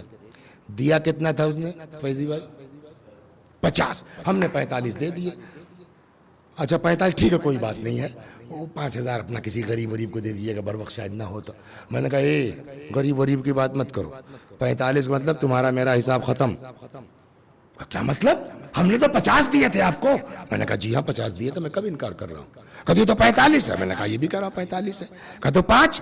میں نے کہا جو آپ کو بریانی کھلائی میں نے, جو میں نے آپ کو اسٹار کے بسکٹ کھلائے, وہ اپنی جیب سے کھلاؤں گا؟ کہا نہ کھلاتے آپ. اور توجہ سنیے, میں آپ کو لے آیا منزل پر. صلوات بر محمد و آل محمد. نہ کھلاتے آپ؟ کس نے کہا کہ آپ کھلائیے؟ میں نے کہا نہ, میں مولانا ہو کر کے قرآن کے خلاف تو نہیں جاؤں گا. کیا مطلب؟ ہم نے کہا قرآن کہتا لئن شکرتم لأزیدنکم, اگر شکریہ ادا کرو گے نعمتوں میں اضافہ کروں گا. آپ نے 10 دن اتنی خاطرداری کی میری, تو میرے پاس نہیں تھا, میں نے آپ ہی کے پیسے سے صحیح کم از کم آپ کا شکریہ تو ادا کر دیا. کہنے لگا یہ تو اچھا ہے بھائی. ایک بات کہوں, جب پڑھا لکھا آدمی بے ایمانی پر آتا ہے نا, تو آیت پڑھ کے بے ایمانی کرتا ہے, حدیث سنا کے بے ایمانی کرتا ہے. تو کہنے لگے یار یہ تو اچھا بے ایمان آدمی نکلا, حدیث قرآن پڑھ کر کے میرے 5,000 مار دیے. تو اب وہ بھی ڈاکٹر ہے, پڑھا لکھا آدمی ہے, بیوقوف تھوڑی ہے. اس نے کہا اگر اب ان کے خلاف پنچایت کرتے ہیں اپنے گاؤں میں, تو سب جو ہے ویسے ہی بیچارے دیہاتی, سب کو آیت حدیث سنا دے گا. جب میں نہیں سمجھا تو وہ سب کیا سمجھیں گے. اس نے کہا ٹھیک. اس نے کہا فلائٹ جائے مگر اس چور کو حد تک پہنچائیں گے. تب مرحوم پیش نواز صاحب زندہ تھے, مثلا گئے صاحب, ان کو بلا کے لائے. تقی الحیدری صاحب قبلہ اللہ مقامہ زندہ تھے, ان کو بلا کے لائے. حجت صاحب کو, محسن صاحب کو, مولویوں کی پنچایت ہو گئی. کیا ہے بھائی؟ کہنے صاحب یہ آپ کے یہاں کے ٹیچر نے میرے ساتھ یہ چیٹنگ کی ہے. تو اور تو کوئی بول نہیں پایا. مرحوم تقی الحیدری صاحب قبلہ اللہ مقامہ نے کہا بھائی کیا بات ہے. اس نے اپنی پوری بات سنائی. تو وہ میری طرف متوجہ ہوئے مرحوم, کیوں بھائی یہ صحیح کہہ رہے ہیں کہ بچہ؟ میں نے کہا جی حضور. کیا یہ صحیح کہہ رہے ہیں کہ آپ نے ان کو 45 واپس کیے؟ جی حضور. کیا یہ صحیح کہہ رہے ہیں کہ اب ان کا 5 آپ دینے کا ارادہ نہیں رکھتے؟ میں نے کہا جی حضور. تو انہوں نے کہا کیوں؟ میں نے کہا اس لیے کہ قرآن کہتا ہے کہ شکریہ ادا کرو نعمت میں اضافہ ہوگا. انہوں نے میری بڑی خاطرداری کی تھی بمبئی میں, میرے پاس جواب دینے کے لیے تھا نہیں. میرا ان کا پیسہ تھا, میں نے انہی کے پیسے سے انہی کا شکریہ ادا کر دیا. سب ایک ساتھ رہتے ہیں. اور آپ لوگ کلیم بھائی آپ کو بھی اندازہ ہوگا اسی شہر میں کہ جتنی محبت فیض آباد کے ماسٹروں اور ٹیچروں میں آپس میں ہے شاید ہی کہیں اور کسی شہر میں ہو. تو سب ایک ساتھ رہتے ہیں, سب کو ایک دوسرے سے محبت ہے. لیکن اس وقت چاہے حجت صاحب ہوں, چاہے محسن صاحب ہوں, چاہے پیش نواز صاحب قبلہ مرحوم ہو, چاہے کوئی میرا ساتھ دینے والا ہے؟ کوئی کہے گا کہ میں نے صحیح کیا؟ جواب کیا ہے؟ بقیہ تو سب چپ رہے. تقی صاحب نے کہا سنیے, مجھ کو مت پڑھائیے, شکریہ ادا کرنے کی بات کی ہے, اللہ نے اپنے کی شکریہ کی بات کی ہے. میں نے کہا حضور مجھ کو ہی پتا ہے, لیکن حدیث یہ بھی کہتی ہے کہ من لم یشکر الناس لم یشکر اللہ, جو انسان کا شکریہ ادا نہ کرے وہ اللہ کا بھی شکر گزار. میں نے پھر ایک حدیث سنا دی. کیا مان جائیں گے یہ لوگ؟ جواب کا اللہ نے شکریہ کہا ہے نا, اپنی جیب سے شکریہ ادا کیجئے, دوسرے کے مال پر آپ شکریہ ادا کرنے والے کون ہیں؟ تو اس مثال سے کیا طے ہوا؟ شکریہ اچھی چیز ہے, مگر شکریہ اپنی پراپرٹی سے ادا ہوگا, اپنی ملکیت سے ادا ہوگا. حلوائی کی دکان پر دادا کا فاتحہ نہیں ہو سکتا. پالنے والے تو نے کہا ہے شکریہ ادا کرو، ہم تیرا شکریہ ادا کرنے کو تیار ہیں، لیکن پہلے یہ تو طے ہو جائے کہ ہمارا اس دنیا میں ہے کیا جو ہم تیرا شکریہ ادا کریں۔ آنکھیں تیری دی ہوئی، زبان تیری عطا کی ہوئی، ہاتھ پیر سب تو تیرا ہے، ہمارا کیا ہے جو تیرا شکریہ ادا کرے؟ تو اب وہ ساری چیزیں قریب قریب آدھے گھنٹے ہو رہے ہیں، اور یہ مثال کل ملا کے اب بتائیے کیا طے ہوا؟ کیا انسان اللہ کا شکر ادا کر سکتا ہے؟ جواب نہیں۔ ایک بات ہو گئی نا، کیا جو چیز ہم کو حکم جو دیا گیا ہے دین کی طرف سے کہ اللہ کبھی تکلیف ما لا یطاق نہیں کرتا، کیا مطلب تکلیف یعنی جو چیز ہمارے بس میں نہ ہو کبھی اللہ اس کا حکم ہم کو، مثال کے طور کے اوپر یہی مسجد ہے، یہ صاحب کچھ کام وام ہونا ہے اور اتفاق سے 2 مزدور آج غائب ہو گئے، مستری آ کے بیٹھا ہوا ہے، آپ کا پوتا ہے وہ حمد صلی اللہ علیہ وسلم کئی سال کے ہیں؟ 5 سال کے مثلا، اب آئے کہنے لگے بیٹا حمد یہاں ہو، تو 5 سال کا لڑکا، دیکھو آج مزدور ہے تم اور تمہارا وہ بھائی دونوں مل کر کے ذرا یہ بوری اٹھا کے لے آؤ، تو ان لڑکوں کو کہنے والا بعد میں کہے گا آپ کی عقل پر ہماری عقل پر ماتم پہلے ہوگا کہ بھیا وہ 5 سال کے بچے کی اوقات تو دیکھ لیتے، وہ بیچارہ سیمنٹ کی بوری اٹھانے لائق ہے یا نہیں ہے۔ تو جب آج عقلا ہم سے اس طرح کی بات کو پسند نہیں کرتے تو جو خالق عقل ہے، جو عین عقل ہے، جو کل عقل ہے، کیا اس سے یہ ممکن ہے کہ وہ ہم کو ایسی چیز کا حکم دے دے جو ہمارے بس میں نہیں ہے؟ صلوات بر محمد وآل۔ اب یہاں آ کر کے پھر وہی حدیث یاد آئے گی، آپ جتنا ڈیپلی چلے جائیے سوچتے جائیے اتنا الجھتے جائیں گے۔ شکریہ ہمارے بس میں نہیں ہے، اللہ کیوں مانگ رہا ہے؟ اب یہ وہ جگہ ہے جہاں پیغمبر کی حدیث یاد آئے گی، انی تارکن فیکم الثقلین، میں 2 چیزیں چھوڑ کے جا رہا ہوں، ایک اللہ کی کتاب، دوسرے میری اطرت جو میرے اہل بیت ہیں۔ اہل بیت نہ ہوتے تو اس آیت کو کوئی سلجھانے والا نہیں تھا۔ کیا مطلب؟ اس لیے کہ تو عقل کہتی ہے نا کہ ہمارے بس میں شکریہ نہیں ہے، پھر اللہ نے کیوں کہا صلوات بر محمد و آل محمد؟ اب اس کا جواب کیا ہے؟ اہل بیت نہ ہو تو کون بتائے گا؟ کسی کو پتہ ہی نہیں، جو بتائے گا کون؟ اب سنیے صاحب، روایت کہتی ہے، یہ آپ کو تفسیر نمونہ میں ملے گی یہ بات، روایت کہتی ہے کہ اللہ نے حضرت موسیٰ سے یا داؤد سے، اللہ نے حضرت موسیٰ سے فرمایا موسیٰ، اچھا اسی روایت کی بنیاد پر میں نے یہ ڈاکٹر والا واقعہ گڑھا ہے سمجھانے کے لیے، موسیٰ جو شکریہ ادا کرنے کا حق ہے وہ شکریہ ادا کرو۔ اب ہم اور آپ تو اللہ سے نہیں کہہ سکتے نا، لیکن موسیٰ کون ہے؟ کلیم اللہ، ان سے تو بات چیت ہوتی تھی نا۔ جیسے ہی خدا نے کہا موسیٰ جو شکریہ کا حق ہے وہ ادا کرو، حضرت موسیٰ نے جواباً کہا پالنے والے میں تیرا شکریہ ادا کرنے کو تیار ہوں، لیکن پہلے تو یہ بتا دے کہ ہمارا ہے کیا جو ہم تیرا شکریہ ادا کر۔ اچھا ایک چیز اور دیکھ لیجئے، قرآن نے کیا کہا؟ شکریہ ادا کرو گے نعمتوں میں، واقعی ہوگا۔ ہائی اسکول پاس ہو گئے صاحب، 98.99% نمبر ہے۔ میں نے کیا بھائی قاسم صاحب ماشاءاللہ ہائی اسکول پاس ہو گئے، آپ آگے کا کیا ارادہ ہے؟ کہا کچھ نہیں، ایک لمبی سی 1000 دانے کی تسبیح بنوا لی ہے، مسجد میں بیٹھ کر کے شکرن للہ کہیں گے۔ کیا شکرن للہ کہنے سے ہائی اسکول کے بعد انٹر کی مارک شیٹ آپ کو مل جائے گی؟ لازیدنکم، تو اس کا مطلب یہ کہ نہیں ہو سکتا۔ پھر خدا نے کیوں کہا؟ اب یہ دونوں چیزیں ابھی سالو کرتا ہوں، صلوات بر محمد و آل محمد۔ تو اب امام فرماتے، چھٹے امام سے یہ روایت کہ اللہ نے یہی بات کس سے کہہ دی؟ جناب موسیٰ سے، موسیٰ جو شکریہ کا حق ہے وہ ادا کرو۔ موسیٰ نے کہا پالنے والے میں تیرا شکریہ ادا کرنے کو تیار ہوں، نافرمان نہیں ہوں، لیکن پہلے یہ تو بتا دے میرا ہے کیا؟ اس دنیا میں کہ جو میں تیرا شکر ادا کروں. آنکھ تیری دی ہوئی، زبان تیری، اولاد تیری، جائیداد تیری، مال تیری، سب کچھ تو تیرا ہے اس کائنات میں. جب موسیٰ نے یہ سوال کیا تو اب قدرت کی آواز آئی، موسیٰ تو میں نے کب کہا ہے کہ بیٹھ کر کے شکرن للہ کی تسبیح پڑھو؟ کا پالنے والے تب کا خالی بندہ یہ تصور کر لے کہ ہمارے پاس جو کچھ ہے وہ ہمارا نہیں ہے، خدا کا ہے، وہی انسان کا حقیقی شکریہ بن جائے گا. صلوات بر محمد و آل. تو اب شکریہ کی صحیح میننگ کیا ہوئی؟ شکریہ تسبیح پڑھنے کا نام نہیں ہے، شکرن للہ کہنے کا نام نہیں ہے.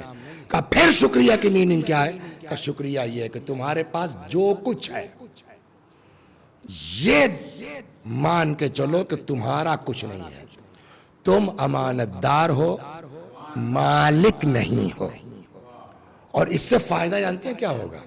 ابھی اس پر بھی آتا ہوں کہ کیسے ممکن ہے کہ شکریہ ادا کریں تو نعمت بڑھے گی، وہ بھی بات آئے گی، لیکن پہلے اس کی وضاحت ہو جائے. صلوات بر محمد و آل. 10 منٹ. تو اب کیا طے ہوا؟ شکریہ کیا ہے؟ انسان کے پاس جو کچھ ہے وہ ذہن سے ملکیت کا تصور نکالتے ہیں. ہمارے پاس جو کچھ ہے ہم امانت دار ہیں، مالک نہیں ہے. اگر یہ تصور آ گیا تو انسان حقیقی شکر گزار بندہ بن جائے گا. اس سے فائدہ کیا ہوگا؟ اللہ کیوں چاہتا ہے یہ مزاج ڈیولپ ہو اور اس کو ہم شکریہ مانیں گے تمہارا؟ کہ اس سے فائدہ یہ ہوگا سب سے بڑا، نہ ملنے کی خوشی ہوگی نہ جانے کا غم ہوگا. پھر آدمی نعمت میں ہے تب بھی الحمدللہ، پریشانیوں میں ہے تب بھی الحمدللہ. کیوں؟ اس لیے کہ اس کا مزاج ہی بن چکا ہے نا، انا للہ و انا الیہ راجعون. ہم سب اللہ کے ہیں اور اسی خدا کی طرف پلٹ کے جانے والے ہیں. تو جب ہم خود اپنے نہیں ہیں تو ہمارا مال کیا ہوگا، ہماری جائیداد کیا ہوگی، ہماری اولاد کیا ہوگی؟ تو ایک بات تو یہاں ایک کانسیپٹ کلیئر ہو گیا کہ شکریہ کا مطلب یہ ہے کہ ہمارے پاس جو کچھ ہے ہم امانت دار ہیں، مالک نہیں ہے. ہو گئی نا بات؟ دوسرا سوال جو تھا کہ قرآن نے کیا کہا؟ لَإِن شَكَرْتُمْ لَأَزِيدَنَّكُمْ. شکریہ ادا کرو گے ہم نعمتوں میں اضافہ کر دیں گے. اس میں کیسے اضافہ ہوگا؟ کہا ہاں. اب ایک صلوات پڑھیے، مثال سے بات سمجھاتا ہوں کیسے اضافہ ہوگا. تو اب شکریہ کی میننگ کیا ہوئی؟ ہمارے پاس جو کچھ ہے ہم امانت دار ہیں. جس دن امانت داری کا تصور ہوگا، مثلا تمہارے پاپا نے ہمارے پاس 50,000 روپے رکھ دیے اور اس کے بعد ایک دن انہوں نے فون کیا کہ ذرا فلاں کو 10,000 دے دیجئے. مجھ کو دقت ہوگی 10,000 دینے میں. کیوں؟ میرا تھوڑی ہے، جس نے دیا ہے وہ کہہ رہا ہے دے دو، میں دے دوں گا. جب یہ تصور آ جائے کہ ہمارا کچھ نہیں ہے، ہم امانت دار ہیں، ہم مالک نہیں، یہی بات یہ میں اپنی جیب سے نہیں کہہ رہا ہوں، یہ عنوان بصری والی حدیث میں، چونکہ عالم بھی تشریف فرما ہے ان کو ذہن، عنوان بصری والی روایت میں یہاں بھی عرض کر چکا ہوں، آپ کو یاد ہوگا، مولا نے یہی کہا تھا کہ جب یہ تصور ہو جائے گا حقیقت عبودیت، وہاں بھی یہی بات آئی تھی، تو پھر انسان کو راہ خدا میں خرچ کرنے میں تکلف نہیں ہوگا. ہو گئی نا بات؟ اب آئیے آپ دو معاشرے کا تصور کر لیجئے، دو گاؤں مان لیجئے. اس گاؤں میں ڈاکٹر بھی ہیں، انجینئر بھی ہیں، کروڑ پتی بھی ہیں، نیتا بھی ہیں، منسٹر بھی ہیں. اس کے مقابلے میں یہ گاؤں ہے، یہاں بھی انجینئر بھی ہیں، ڈاکٹر بھی ہیں، بزنس مین بھی ہیں، منسٹر بھی ہیں، آئی ایس بھی ہیں، پی سی ایس بھی ہیں. لیکن دونوں کے مزاج میں فرق کیا ہے؟ یہ گاؤں والے جن کے پاس جو ہے وہ ملکیت نہیں سمجھتے. مولانا اپنے علم کو ملکیت نہیں سمجھتے، ڈاکٹر اپنے علم کو ملکیت نہیں سمجھتا، کروڑ پتی اپنے پیسے کو ملکیت نہیں سمجھتا، منتری اپنے منسٹری شپ کو جو ہے ملکیت نہیں سمجھتا، آئی ایس اپنے عہدے کو ملکیت نہیں سمجھتا. ایک یہ ہے. ادھر کیا ہے؟ مولانا صاحب الگ منہ چھیٹے ہوئے کہ بھئی محنت کی ہے میں نے، آئیے صاحب الگ بیٹھے کہ رات رات بھر پڑھائی کی ہے میں نے، ڈاکٹر صاحب الگ بیٹھے ہوئے ہیں، کروڑ پتی الگ بیٹھا ہوا ہے۔ اب دونوں کا تصور دیکھیے، یہیں سے شروع کرتا ہوں مولانا صاحب سے۔ اس گاؤں کو جو اپنے جو کچھ ہے ہمارا ہے، آدھی رات کو وسیع حسن کے ہاں دق الباب ہوا یا ٹیلی فون آیا، ہیلو جی مولانا صاحب والدہ کا انتقال ہو گیا، دسمبر کا مہینہ ہے، تو کل 2 بجے مٹی ہے، اماں آپ کو بہت چاہتی تھی مولانا صاحب، بہت دن پر آپ کی مجلسیں سنتی تھیں، بڑی خواہش تھی ان کی۔ میں نے کہا سنیے، میرے ماں باپ نے اس لیے نہیں پڑھایا ہے کہ میں جو ہے رات رات میں جو ہے دسمبر کی سفر کروں آپ کے یہاں 2 بجے پہنچنے کے لیے، وہیں لوکل کوئی دیکھ لیجئے۔ یہ کس مولوی کا جواب ہے؟ جو اپنے علم کو ملکیت سمجھتا ہے۔ اس سے پہلے یہی جواب ان سے مل چکا تھا۔ اماں کی حالت، جب ڈاکٹر صاحب کو فون کیا، ڈاکٹر صاحب اماں کی حالت بہت خراب ہے، تو میں کیا کروں؟ کہ دیکھ لیجیے، جاؤ اسپتال جاؤ۔ میرے باپ نے اس لیے تھوڑی 20 لاکھ روپے ڈونیشن دے کے پڑھایا تھا کہ میں دسمبر میں نیند خراب کروں، جائیے کہیں۔ یہ کس ڈاکٹر کا جواب ہے؟ جو اپنی طبابت کو ملکیت سمجھتا ہے۔ یہی حال صاحب پہنچ گئے، چچا لڑکی کی شادی ہے، سارا انتظام ہو گیا ہے، فلاں چیز رہ گئی ہے، 25,000 روپے کم پڑ رہے ہیں چچا۔ اچھا، جس وقت تمہارا باپ کنچے کھیلتا تھا نا، تب میں ٹھیلا لگاتا تھا، آج اس محنت سے اس منزل تک پہنچا ہوں، چلے آئے چچا دے دیجئے۔ یہ کس دولت مند کا جواب ہوگا؟ جو اپنے پیسے کو ملکیت سمجھتا ہے۔ لیکن کسی نے یہ نہیں سوچا کہ محنت سے نہ کوئی مولانا ہو سکتا ہے، نہ محنت سے کوئی ڈاکٹر ہو سکتا ہے، نہ محنت سے کوئی انجینئر ہو سکتا ہے، نہ محنت سے کوئی بزنس مین ہو۔ کیا مطلب؟ میں نے کہا سب کچھ تو ہے۔ باپ نے ڈونیشن بھی دے دیا، لکھنؤ میں بہترین AC روم بھی لے دیا، سب کچھ ہے، عقل اللہ نے چھین لی۔ ہو جائیے گا ڈاکٹر آپ، سب کچھ ہے آپ کے پاس، ہاتھ ٹیڑھا کر دیا اللہ نے، زبان یوں ہو گئی، گونگے ہو گئے، بول ہی نہیں پاتے۔ بزنس کر پائیے گا آپ؟ محنت تو کیا آپ نے، لیکن محنت کے لائق بنایا کس نے؟ اسی خدا نے نا۔ تو یہ جواب کس کا ہے؟ جو ملکیت سمجھتے ہیں۔ جانتے ہیں ان کا حشر کیا ہونے والا؟ اس کو بھی سنتے چلیے، اس لیے کہ آگے بھی ایک فقرہ ہے۔ وَلَئِن كَفَرْتُمْ، اگر تم نے کفران نعمت کیا، إِنَّ عَذَابِي لَشَدِيدٌ، تو یہ نہیں کہ صرف نعمت روکی جائے گی، ہمارا عذاب سخت ہے۔ چنانچہ ایک روایت اس طرح کے لوگوں کے لیے کہتی ہے، صلوات بر محمد، وہ سن لیجیے آپ، پھر واپس آتے ہیں مجلس تمام۔ روایت کہتی إِنَّ لِلَّهِ عِبَادًا يَخُصُّهُمْ بِالنِّعَمِ، اللہ کے کچھ بندے ایسے ہیں جن کو خدا نے اپنی نعمتوں سے مخصوص کیا ہے۔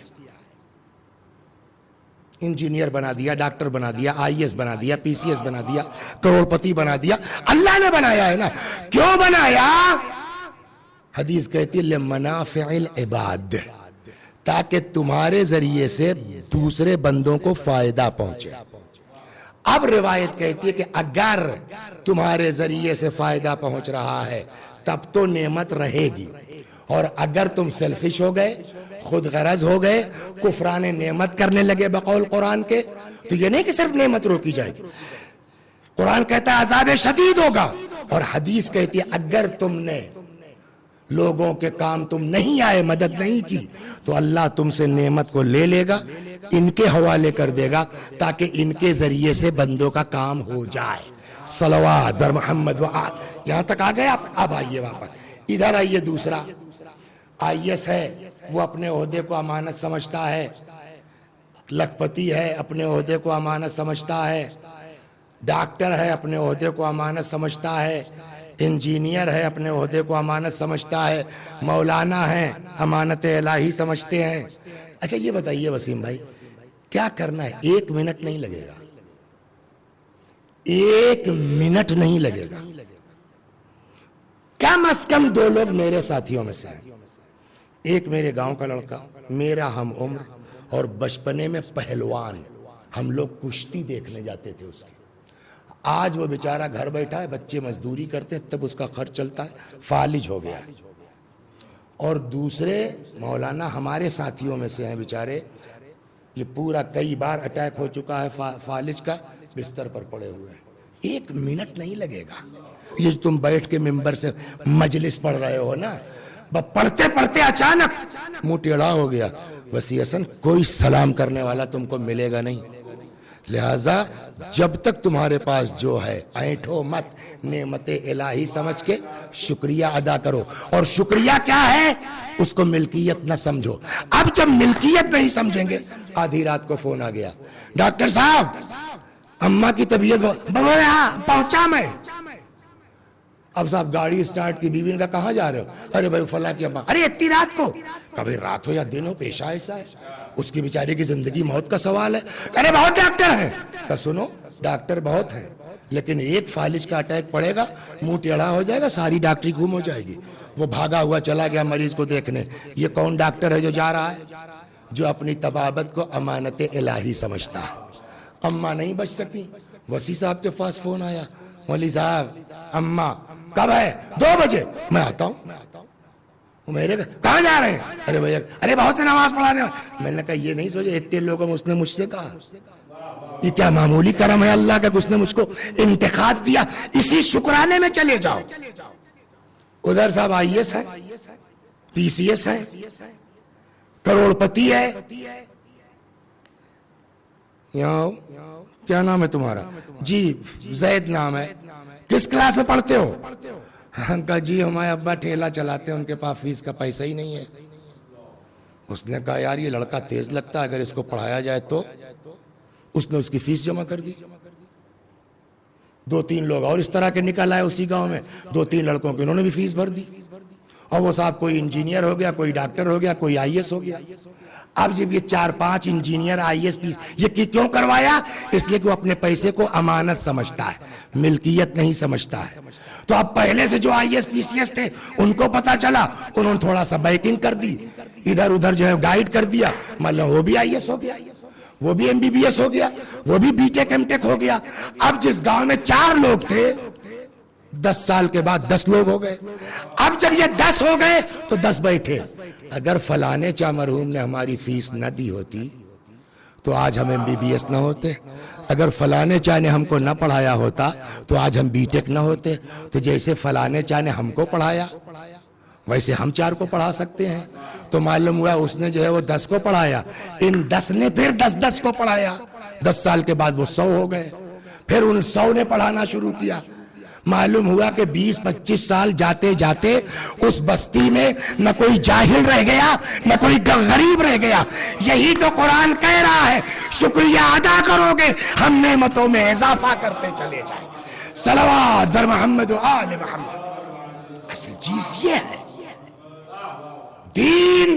ایک بات اور عرض کر دوں، یہ تو ہم نے آپ کو گھما پھرا کے سمجھایا. سیدھے سیدھے دین کہتا ہے دوسروں پر خرچ کرنا سیکھو، دوسروں کے کام آنا سیکھو. ایک روایت سنا دوں آپ کو اسی ذیل میں. چھٹے امام جعفر صادق علیہ السلام، اس کو سن کے پھر واپس آتا ہوں کیونکہ باپ کے ماں کے استعلے ثواب کی تو اس طرف آتا ہوں میں. لیکن یہ سن لیجیے، حج بڑا ثواب ہے نا حج کا. روایت کہی، البتہ جو بات کر رہا ہوں مستحبی کی بات ہے، واجب کی بات نہیں ہے. واجب کے مقابلے میں کوئی چیز نہیں ہے. اگر آپ کے اوپر حج واجب ہے تو آپ کو کرنا ہے ایک بار سے، اس کے بعد مستحب بھی ہے. حج کتنا ثواب ہے؟ روایت کہتی ہے کہ اگر کوئی واقعاً حج کے لیے جاتا ہے ایسا گناہوں سے پاک ہوتا ہے جیسے ابھی پیدا ہو رہا ہے. اگر اللہ نے کسی کو نوازا ہو حج پہ جا سکتا ہو، نہ جائے، اس کو مسلمانوں کے قبرستان میں دفن مت کرو. ہو گئی نا بات؟ اب پورے حج کو جانے دیجیے. آپ حج کے تو بہت سے ارکان ہیں نا. ایک رکن ہے حج کا طواف. خالی طواف کا ثواب سن لیجیے، تب سمجھ میں آئے گا کہ دوسروں کی مدد کا مرتبہ کیا ہے. یہ اصل شکر الہی یہ ہے. تسبیح پڑھنے کا نام شکریہ نہیں ہے. اللہ کے بندوں کے کام آنا یہ اصلی شکریہ ہے. امام فرماتے ہیں من طاف البیت اسبوعا، جو اللہ کے گھر کا طواف کرے 7 مرتبہ، کتب لہو 6000 حسنہ، اس کے نام عمل میں 6000 نیکی لکھی جاتی ہے. وَمُحْيَ عَنْهُ 6000 سیئہ، 6000 برائی مٹائی جاتی ہے. وَرُفِعَ لَهُ 6000 درجہ، 6000 درجات اس کو ترقی دی جاتی ہے. کس کو؟ من طاف البیت اسبوعا، جو اللہ کے گھر کا طواف کرتا ہے 7 مرتبہ، اتنا بڑا ثواب ہے. لیکن پھر امام فرماتے ہیں وَلَكِن مَنْ قَضَى حَاجَةَ الْمُؤْمِنِ فَهُوَ أَفْضَلُ مِنْ طَوَافٍ وَطَوَافٍ وَطَوَافٍ. 1-2 بار نہیں، روایت کہتی 10 بار امام نے تکرار کی ہے کہ لیکن اگر کوئی کسی مومن کی حاجت روائی کرتا ہے تو طواف سے افضل ہے، طواف سے افضل ہے، طواف سے افضل ہے. 10 بار ریپیٹ کیا ہے امام نے. صلوات در محمد و آل محمد. بس اب یہاں پر ایک سوال اور کر سکتے ہیں آپ کہ یہ جو تم اتنی دیر سے بیوقوف بنا رہے ہو، شکر یہ ہے، اور تمہارے پاس جو کچھ ہے وہ امانت ہے، ملکیت نہیں ہے، اور امانت کا مطلب یہ ہے کہ جس کی امانت ہے وہ جہاں کہے جیسے کہے وہاں خرچ کرو. یہی تو سمجھا رہے تھے اتنی دیر سے. قرآن کہتا ہے لما تقولوا ما لا تفعلون، کیوں وہ کہتے ہو جس پر خود عمل ہے. مولانا تم کتنا کرتے ہو؟ آپ کو حق ہے مجھ سے پوچھنے کا نا. میرا جواب کیا ہوگا؟ یہ جو میں نے بات کہی ہے اپنی جیب سے کہی ہے یا ہم نے امام کی حدیث سنائی ہے آپ کو؟ آپ کو ہمت ہے تو یہ پلٹ کے پوچھئے کہ جس امام نے یہ حکم دیا ہے مدد کرنے کا، انہوں نے کتنا عمل کیا ہے. اور جب ان تک بات آئے گی تو یہ تو وہ لوگ ہیں کہ بچے کو شہد کھانے سے منع نہیں کرتے، کل لے کے آنا اس لیے کہ آج میں خود کھائے ہوا. صلوات بر محمد. یہ وہ لوگ ہیں کہتے ہی نہیں جس پر خود عمل نہ کر لے. اور اب آئیے آپ تاریخ دیکھیے اپنے اماموں کی. امام جعفر صادق علیہ السلام اسی شوال کے مہینے میں 25 شوال، بعض روایتوں میں جو گزر گئی 15 شوال امام کی شہادت کی تاریخ ہے. امام ہی نے تو کہا نا، چھٹے امام سے. امام کا واقعہ سنو، بس ایک ختم کی بات میں نے. راوی کہتا ہے ہلکی ہلکی بوندیں پڑ رہی تھی. تو جب ہلکی ہلکی بوندیں ہیں تو بادل ہے. اس کو آدمی خود اس کو کہتے ہیں نا فقہ حدیث. حدیث پڑھ لینا کمال تھوڑی ہے، اس کی باریکی میں جائیے نا. راوی نے تو اتنا کہہ دیا کہ ہلکی ہلکی بوندیں پڑ رہی تھی. ہلکی ہلکی بوندوں کا مطلب بادل ہے. بادل ہے کا مطلب ڈیٹ تو نہیں بتائی نا راوی نے. اگر چاندنی رات بھی ہے تب بھی چاند چھپ گیا ہے نا، تو وہ روشنی نہیں ہے. اگلا فقرہ بھی بتا رہا ہے کہ رات اندھیری تھی. راوی کہتا ہے کہ میں نے دیکھا امام چلے جا رہے ہیں، کچھ ہے ان کے، وہ گٹھری کھل گئی، جو تھا بکھر گیا. ارے کیا ہے؟ میں قریب پہنچا، دیکھا امام صادق علیہ السلام. کیا مولا؟ اچھا تم ہو؟ دیکھو جو کچھ ملے ذرا ڈھونڈو. تو میں نے صاحب جب تلاش کرنا شروع کیا اندھیرے میں تو معلوم ہوا روٹیاں ہیں. وہ ساری روٹیاں میں نے اکٹھا کی، پھر گٹھر تیار کیا. مسئلہ یہاں ہے، سنیے آپ. جب گٹھری تیار ہو گئی دوبارہ باندھ دیا. میں نے کہا مولا فرمائیے کہاں لے چلنا ہے؟ امام نے فرمایا میں لے چلوں گا، آپ نہیں لے جائیں گے. قوم کی خدمت کا زیادہ حق مجھے ہے. ہاں چلنا چاہو تم چلو میرے ساتھ، بٹ یہ روٹی میں اپنے کندھے پر لے جاؤں گا. اور وہ کہتا ہے پھر لے کے آئے. بنی ساعدہ کے چھپر کے نیچے جو لوگ سو رہے تھے ان کے کپڑوں کے نیچے اس طرح سے آہستہ آہستہ ایک ایک دو دو جیسی جس کی ضرورت رکھا کہ کسی کی آنکھ نہ کھلنے پائے. اور سنا دوں آپ کو میں، جس حسین کے صدقے میں آج کائنات ہے، جس امام کے صدقے میں یہ دنیا ہے، سناؤں آپ کو. اللہ اکبر. رکیے مسائب یہاں شروع کرتا ہوں، وہاں تک لے جاتا ہوں. امام حسین علیہ السلام میدان میں آیا. ٹھیک، لڑتے لڑتے ایک وقت وہ آیا، خود دشمن کا سپاہی کہتا ہے کہ میں نے اپنی زندگی میں اتنا بہادر آدمی نہیں دیکھا کہ ایک بھری دوپہر میں جس کے بھائی بھتیجے بھانجے سب مار دیے گئے ہوں اور وہ خود 3 دن کا بھوکا اور پیاسا ہو. لیکن وہ دشمن کا سپاہی کہتا ہے جب امام نے حملہ شروع کیا ہے فوجیں بھاگتی تھی اور امام سے ہاتھ جوڑتی تھی، پناہ مانگتی تھی، اور جب یہ بھاگتی تھی نا میرا مولا تڑپ کے فرماتا تھا کہاں بھاگ کے جا رہے ہو، تم نے میرے اکبر کو مارا ہے، کہاں بھاگ کے جا رہے ہو، تم نے میرے عباس کو مارا ہے، اللہ اکبر۔ لڑتے لڑتے روایت کہتی ہے ادھر آ گئے جہاں حضرت ابو الفضل کی لاش تھی، نظر پڑ گئی، لجام فرس کھینچ لی، غور سے دیکھا، فرماتے ہیں بھیا اٹھو، اپنے پیاسے بھائی کی جنگ دیکھو، اللہ اکبر۔ وہاں سے اور آگے بڑھے، اتفاق سے ادھر آ گئے جہاں شہداء کے جنازے پڑے تھے، نظر پڑ گئی، انہوں نے فرس کھینچ لی، غور سے دیکھا، اٹھو اپنے پیاسے امام کی جنگ دیکھو۔ جب کوئی جواب نہیں ملا تو روایتوں میں حضرت نے غور سے اصحاب کے جنازوں کو دیکھا، فرماتے ہیں یا ابطال الصفا و یا فرسان الحیجا ما لی انادیکم فلا تجیبونی، اے میرے شیرو، اے میرے بہادرو، مجھے کیا ہو، کبھی ایسا نہیں ہوا کہ میں نے تمہیں پکارا ہو اور تم نے میرا جواب نہ دیا۔ روایت کہتی ہے لاشیں تڑپ اٹھی، مطلب شاید یہ تھا مولا موت نے مجبور کر دیا ہے۔ تاریخ کہتی ہے لڑتے لڑتے، میں جہاں لانا چاہتا ہوں مجلس کے عنوان کے تحت، لڑتے لڑتے ایک وقت وہ آیا جب آقا سے گھوڑے پہ سنبھلا نہ گیا، گھوڑے سے زمین پہ تشریف لائے۔ روایت کہتی ہے فجلس الشمر علی صدرہ، شمر ملعون جسم اطہر پہ سوار ہوا۔ جانور بھی ذبح کیا جاتا ہے، اس کا اپنا قانون ہے، اس کا اپنا ایک اصول ہے، پانی پلا لیا جاتا ہے، چھری تیز ہوتی ہے، گلا سامنے سے کاٹا جاتا ہے تاکہ ذبح ہونے والے کو اذیت زیادہ نہ ہو، لیکن ہائے میرا مولا سامنے سے نہیں، المذبوح بالقفا، پسے گردن، خوش گلا، کند خنجر۔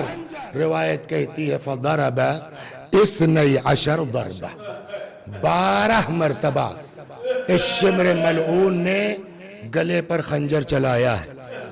اور یہ منظر ایسا تھا، انشاءاللہ خدا قسمت کرے آپ لوگ جائیے کربلائے معلیٰ مولا کی زیارت کو، وہاں آپ کو بتایا جائے گا یہی وہ ٹیلا تھا، یہی وہ بلندی تھی جہاں سے حضرت زینب امام کی جنگ کا منظر دیکھ رہی تھی کہ ایک مرتبہ بی بی نے جب یہ منظر دیکھا تو برداشت نہیں ہو سکا، تڑپ کے فرماتے ہیں یبن سعد ایقتل ابو عبداللہ وانت تنظر الیہ، اور یہ سعد کے بچے میرا بھیا ذبح ہو رہا ہے، تو کھڑا دیکھ رہا ہے۔ یہ تو ظاہری چیز تھی، تاریخ نے دیکھا لکھ دیا۔ کچھ چیزیں ایسی بھی ہیں جو تاریخ دیکھ نہیں سکتی، اور جب دیکھ نہیں سکتی تو لکھے گی نہیں، لیکن روایات ہیں، روایت کو تو سب معلوم ہے نا۔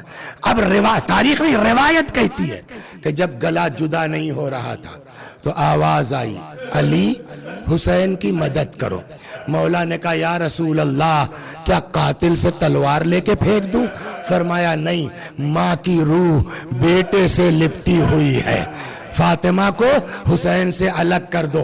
روایت کہتی ہے مولا آگے بڑھے، روح فاطمہ کو امام حسین سے جدا کیا۔ خود شمر قاتل کہتا ہے کہ جس وقت میں سر و تن میں جدائی کر رہا تھا میرے کانوں میں کسی بی بی کی آواز آ رہی تھی، ولدی ولدی قتلوک شانا، ہائے میرا لال، ہائے میرا حسین، تجھے پیاسا مارا گیا، سر و تن میں جدائی کر دی گئی۔ میں آپ کو جہاں لے جانا چاہتا ہوں اس مجلس کی مناسبت سے، اب تو مار چکے امام حسین کو نا، اب تو سر جدا کر لیا نا، اب تو قتل کر دیا نا، اب بس کرو۔ لیکن کیسا کینہ تھا ان کے دلوں میں آل محمد کے تئیں کہ اس ابن سعد ملعون نے کہا جو لوگ حسین کے جسم پر گھوڑے دوڑانا چاہتے اپنے گھوڑوں کو ایڑ لگا کے آگے آ جائے۔ 10 زنا زادے، روایت کہتی ہے گھوڑوں کو ایڑ لگا کے آگے آئے، بس مجلس تمام، امام کا جسم مبارک پڑا ہوا، 10 گھوڑے امام کے جسم مبارک کو پامال کر رہے ہیں۔ مجلس ہو گئی، بس ایک بات سن لیجیے اور ختم و دعا۔ اب آپ ذرا پڑھنے والی چیز نہیں ہے، تصور کی، کتنی طرح کے زخم امام کے جسم پر تھے. کہیں تیر ہے نا، کہیں تلوار، کہیں نیزہ. روایت کہتی جن ملعونوں کے پاس کچھ نہیں تھا وہ جھولوں میں پتھر رکھ کے لائے تھے، ہے نا. تو کہیں تیر، کہیں تلوار، کہیں نیزہ، کہیں پتھر، اور اس کے بعد یہ گھوڑوں کی ٹاپیں. آپ سوچئے امام کے جسم مبارک کی حالت کیا رہے. میں آپ کو جو سنانا چاہتا ہوں، دعا کیجئے خدا ہم سب کو توفیق دے، خود غرضی سے بچائے، غربا پر توجہ کی توفیق عطا فرمائے. خدا بحق حسین ابن علی علیہ السلام. کتنی طرح کے زخم ہوں گے سوچ سکتے ہیں نا. لیکن 11 محرم کو، بس تمام ہوئی، 11 محرم کو جب امام کو دفنایا جانے لگا، امام کے جسم کو جب دیکھا گیا تو وہ سارے زخم تو اپنی جگہ، پیٹھ پر امام حسین کے گھٹا ٹائپ کا تھا جو کسی چیز کا زخم نہیں لگ رہا تھا. کسی نے امام سجاد سے پوچھ لیا آقا آپ کے بابا کی پشت پر وہ گھٹا کس بات کا تھا؟ امام نے فرمایا میرا باپ حسین مدینے میں رات کی تاریکی میں روٹیوں کی بوریاں لاد لاد کے غریبوں کے گھروں کو پہنچاتے تھے، یہ ان بوریوں کے نشانات. وَسَيَعْلَمُ الَّذِينَ ظَلَمُوا أَيَّ مُنْقَلَبٍ يَنْقَلِبُونَ اِنَّا لِلَّهِ وَإِنَّا إِلَيْهِ راجعون. میں بھی پڑھتا ہوں، میرے ساتھ آپ بھی دہرائیے مرحومین کی روح کے ایصال ثواب کی نیت سے. اللہم صل علی محمد وآل محمد. اللہم صل علی محمد وآل محمد. اللہم صل علی محمد وآل محمد. اعوذ باللہ من الشیطان الرجیم. بسم اللہ الرحمن الرحیم. الحمد للہ رب العالمین الرحمن الرحیم مالک یوم الدین. ایاک نعبد وإیاک نستعین. اهدنا الصراط المستقیم صراط الذین انعمت علیہم غیر المغضوب علیہم ولا الضالین. بسم اللہ الرحمن الرحیم.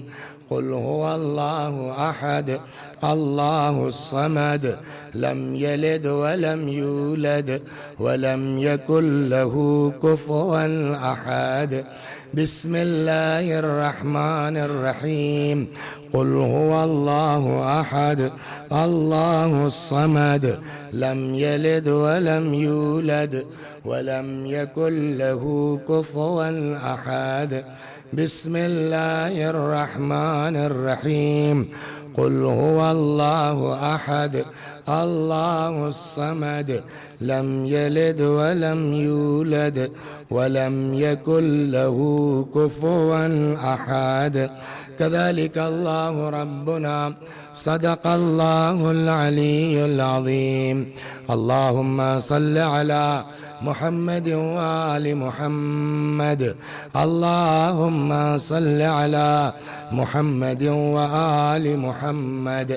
اللهم صل على محمد وآل محمد وعجل فرجهم واحشرنا معهم. پروردگارہ اس سورہ حمد و توحید و صلوات اور اس مجلس عزا کا ثواب مرحوم انور حسین، مرحومہ کنیز کبریٰ، مرحوم انور حسین ابن انظر حسین کی روحوں تک پہنچا دے، ان کے گناہوں کو بخش دے، جوار معصومین میں جگہ کرامت فرما. وآخر دعوانا ان الحمد للہ رب العالمین.